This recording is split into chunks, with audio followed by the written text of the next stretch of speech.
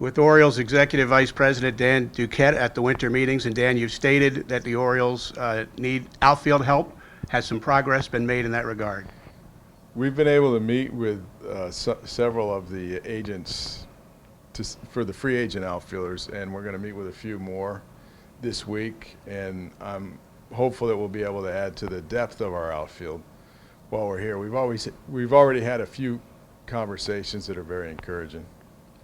You've said, is it more likely that help will come via free agency rather than trade? I would think we could fill some of the holes that we have via free agency, and there's some possibility for some trades, but there's some free agents out there that can do the job that we need to have done with the O's. I know when it comes to budget, you're not in a position where you want to reveal much. That's not in your best interest. But is one way to look at it, the money you possibly could have paid to Nick Markakis, who's left for Atlanta, is available to use in other areas, true?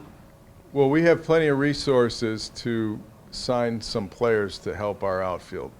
But keep in mind, we also have some players on our current roster that can help us in those jobs. We got Jonesy coming back.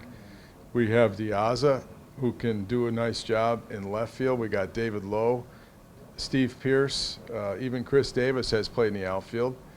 And Dariel Alvarez is knocking on the door. The kid from Cuba hit over 300 at AA and AAA. So we have a solid base of outfielders already in the organization. I'm hopeful that we can add a left-handed hitter and a right-handed hitter to staff our club for 2015. There's some good candidates in the free agent market, and there's also a couple of trade possibilities.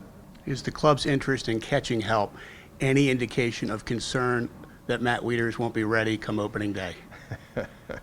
Well, we expect Matt will be ready, but we also know that this surgery takes 9 months for position players to completely get back to full activity, and Matt had the surgery at the end of May. So if we sign a catcher, we think it will add to the depth and give us a contingency plan in the event that Matt's not ready. But Matt's doing fine. He's coming along on his program.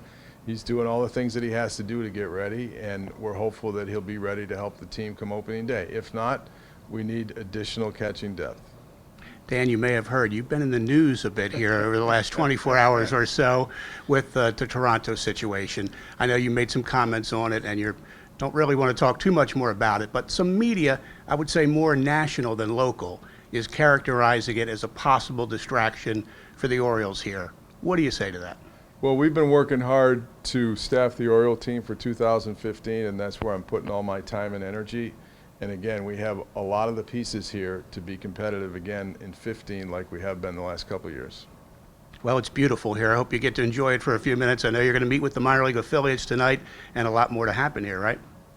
Well, we got the minor league affiliates tonight, and then tomorrow night we're going to be honored by Baseball America. Buck was the manager of the year, and they're going to honor the organization and myself with the Executive of the Year award.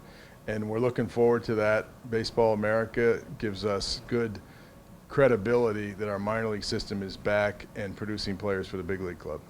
Well, Dan, thanks for taking the time, and we'll see you tomorrow, same time, same place. See you tomorrow. Dan Duquette with us here at the winter meetings on MASNsports.com.